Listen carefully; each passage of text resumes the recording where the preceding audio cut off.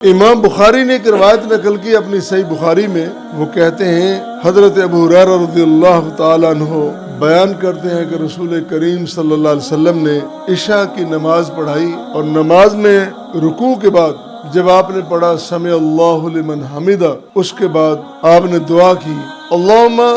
نجِ عیاش ابن ابی ربیعہ، اللہم نجِ سلمۃ ابن ہشام،